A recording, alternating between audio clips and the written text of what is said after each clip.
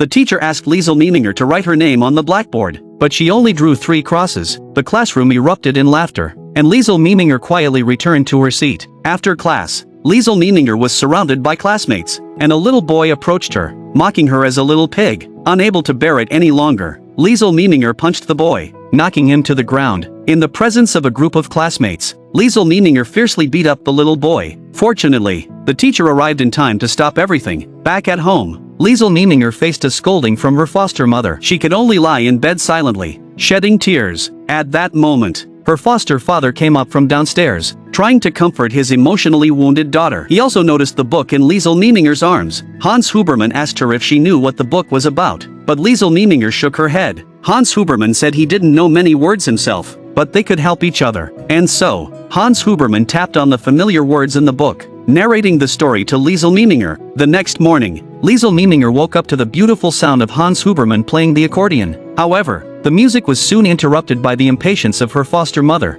Rosa Huberman. Hans Huberman didn't mind and took the opportunity to wink at Liesel Meminger, trying to cheer her up while Rosa Huberman wasn't paying attention. During a family meal, a boy from the neighborhood, Rudi Steiner, knocked on their door. He had a fondness for Liesel Meminger and volunteered to accompany her to school every day and follow her on the way back. Rudi Steiner was a boy who loved to run. He crouched down, ready to race Liesel Meminger. If he won, Liesel Meminger had to give him a kiss. Unexpectedly, Liesel Meminger sprinted ahead, and the 2 small figures seemed like adorable snow sprites, playing carefree in the snowy landscape. In the end, they both tumbled into a snowdrift. In the following days, Liesel Meminger and Rudi Steiner would often play together. Hans Huberman would also read to Liesel Meminger every day. After finishing a book one day, Hans Huberman discovered a photo of a boy. Liesel Meminger said the boy was her brother, who was supposed to come to the foster family with her. Unfortunately, her brother died on the way. After a simple and desolate funeral, Liesel Meminger unexpectedly received the Gravedigger's Handbook, which became her greatest solace. To comfort the grieving Liesel Meminger,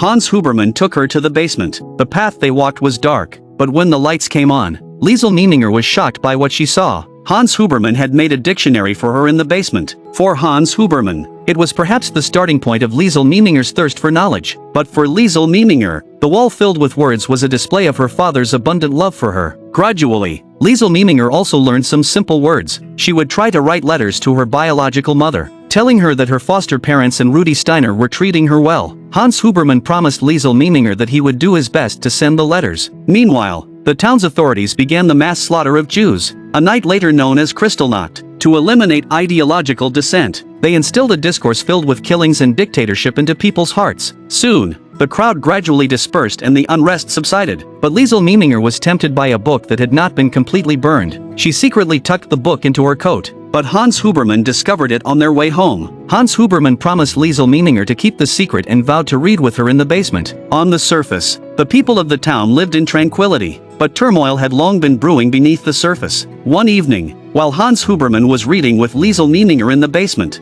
a frantic knocking at the door caused the family to panic. When Hans Huberman cautiously opened the door,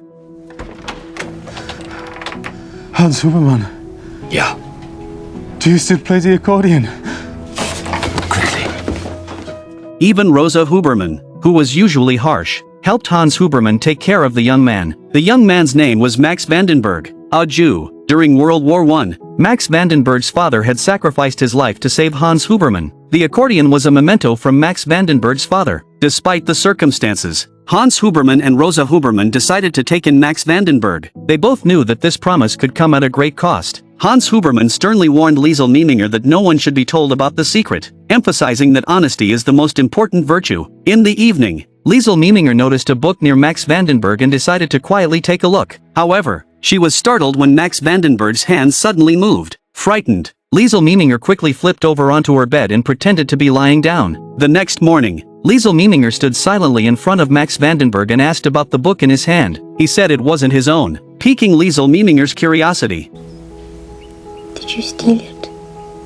No. Just then, Hans Huberman walked in and told her it was time to go to school, leaving Liesel Meminger with no choice but to drop the matter. Before leaving, Rosa Huberman carefully instructed Liesel Meminger not to tell anyone about Max Vandenberg, not even her best friend, Rudi Steiner. Rosa Huberman, with an incredibly stern attitude, protected their small family, and her inner integrity and kindness began to shine through. From then on, Liesel Meminger would come home early after school, and Rosa Huberman would take meticulous care of Max Vandenberg. Though she complained incessantly, her actions were still meticulous. To have more time to take care of the injured Max Vandenberg, Rosa Huberman assigned Liesel Meminger the task of delivering laundry to the mayor's house. When Liesel Meminger arrived at the mayor's house to deliver the laundry, her eyes fixated on the book in the mayor's hands, and she hesitated to leave. The mayor's wife noticed everything and kindly invited Liesel Meminger into their study. The vast array of books overwhelmed Liesel Meminger, as if she had entered a heavenly realm, almost like a dream. Liesel Meminger's thirst for knowledge did not escape the mayor's wife's notice. She looked back at the mayor's wife,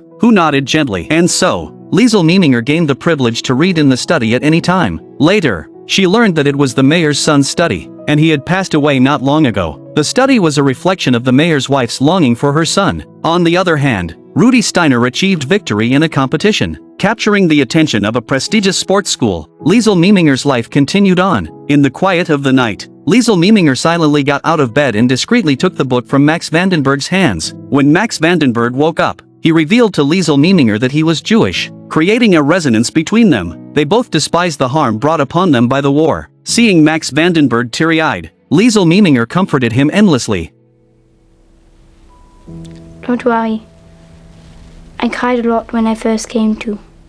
And their helpless hearts grew closer. As Max Vandenberg had to stay confined in the house without being able to move for a long time, Rosa Huberman noticed the early signs of bed sores. She suggested to Hans Huberman that they move Max Vandenberg to the basement for recuperation. This way, Max Vandenberg could rest peacefully while significantly reducing the risk of being discovered. And so, the family brought Max Vandenberg into the basement to live. Since he couldn't go outside all day, Max Vandenberg asked Liesel Meminger for a favor, to describe the outside world and its scenery in her own words. Imprisoned in the cramped basement, Max Vandenberg appreciated the sunny and free world through Liesel Meminger's eyes. Suddenly, one day, Liesel Meminger was caught reading in the mayor's wife's house by the mayor himself. The mayor did not want outsiders entering his son's study, and as a result, Liesel Meminger even lost her job of doing laundry for the mayor's family. Although the mayor's wife felt somewhat regretful, she couldn't go against her husband's decision. With the loss of an important source of income, the family's life became even more difficult, reducing their daily meals from 3 to 2. Despite the hardships, the father and daughter remained optimistic. Not long after, Rudi Steiner's father was forced to enlist in the military. Although reluctant, he had no choice, and the family could only hope for his safe return. Hans Huberman symbolically waved goodbye to their neighbor. Soon, Christmas arrived.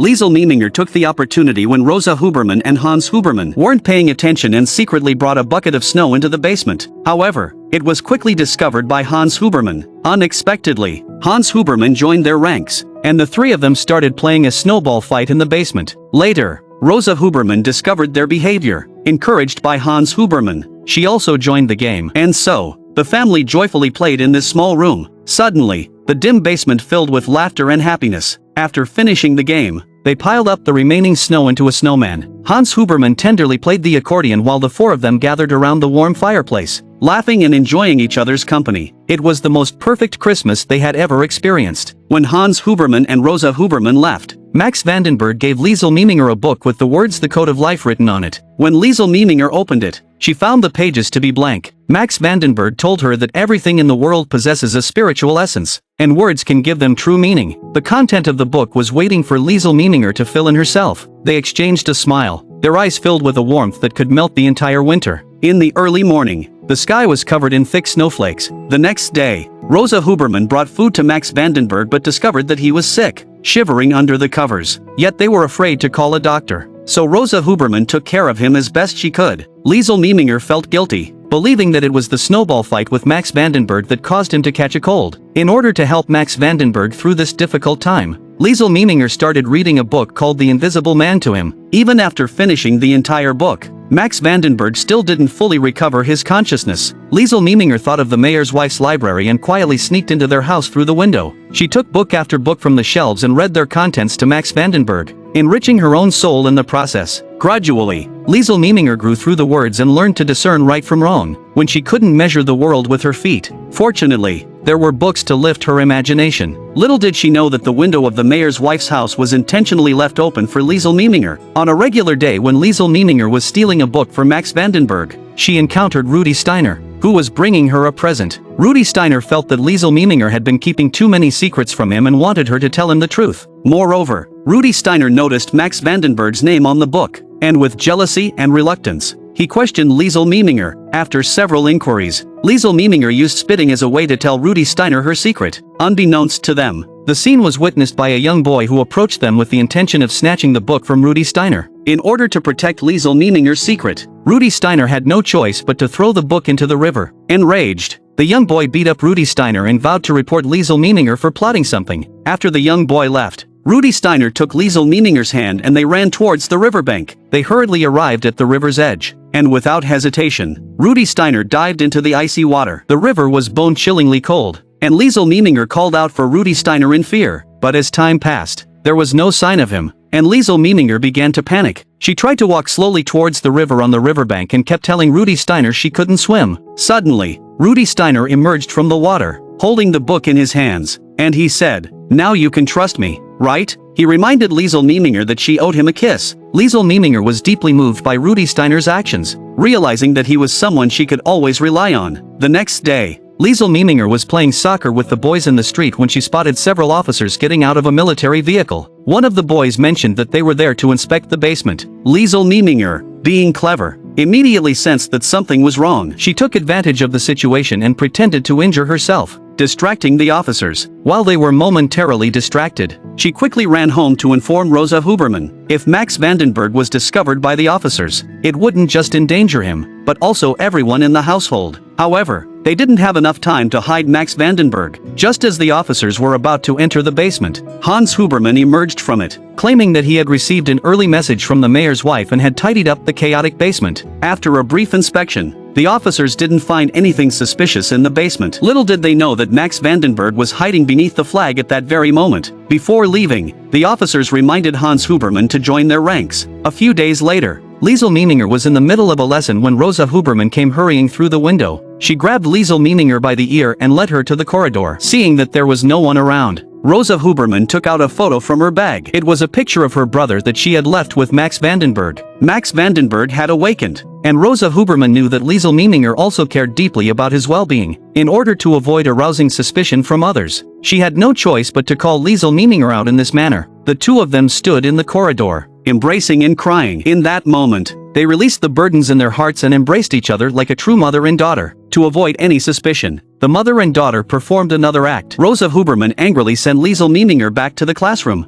As Liesel Meminger returned to her seat, she desperately held back her joy. After school, Liesel Meminger rushed home, where Max Vandenberg was waiting in the basement. The two embraced each other excitedly. Just as they were celebrating, an air raid alarm sounded. Rosa Huberman quickly called Liesel Meminger upstairs, and the whole family, along with the rest of the residents, had to evacuate to the air raid shelter. Listening to the continuous explosions outside, the family of three worried about Max Vandenberg's safety. Hans Huberman slowly played his accordion, and the melodious tunes filled the space, reaching the ears of everyone. It was like a warm sun, warming their hearts. When everyone wondered when the air raid would end, Max Vandenberg walked out of the basement alone. The spacious street was now deserted, with only the stars accompanying him. He smiled, gazing at the night sky. Max Vandenberg wanted to thank God for giving him another chance under this sky. Due to the increasing scrutiny by the town's authorities, a neighbor who had a Jewish name was captured. Hans Huberman couldn't bear to see the neighbor being taken away and tried to argue with the officers, but he was ruthlessly pushed to the ground, and the officers took note of his name. Hans Huberman regretted everything he had done because it would ruin the whole family. To no longer burden the Hubermans, Max Vandenberg decided to leave. Liesel Meminger didn't want Max Vandenberg to go, but he had no choice. He told Liesel Meminger, "You can find me in the woods, where books are my home." The two tightly embraced each other. Before leaving, Max Vandenberg kissed Liesel Meminger and looked back at her with reluctance before disappearing into the night. Despite previously rejecting the officers' invitations in various ways, Hans Huberman received a conscription notice. He had to pack his bags and join others on the front lines. He despised this war. Before boarding the train,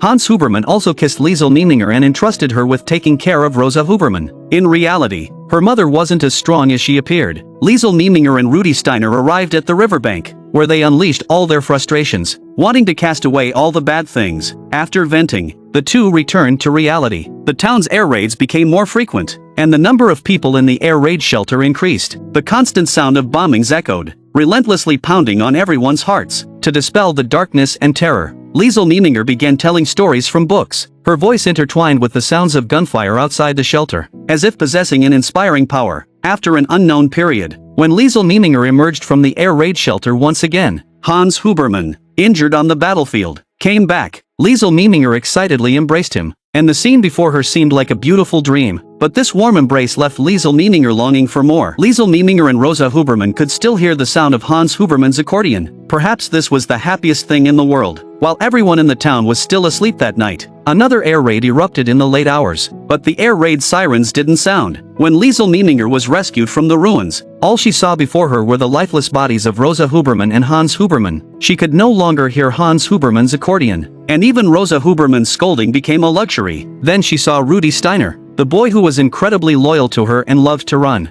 leaving her like this, with tears streaming down her face. Liesel Meminger gave Rudi Steiner a long overdue kiss. The unspoken words and the hidden affection in her heart could no longer reach him. 2 years later, on the crowded streets of a victorious city, Liesel Meminger finally saw Max Vandenberg again. He was dressed neatly, filled with hope, waiting for Liesel Meminger. From then on, they accompanied each other through the rest of their lives. Liesel Meminger also began writing down the bits and pieces of her past in that blank book. And what she missed the most was that joyful Christmas night. War could take away the lives of everyone in the town, but it couldn't take away her memories and her love and hope for life. As long as there is love and hope, life will never end. Well, today's story comes to an end. I am a movie enthusiast. If you enjoyed my movie, please subscribe to me. See you next time.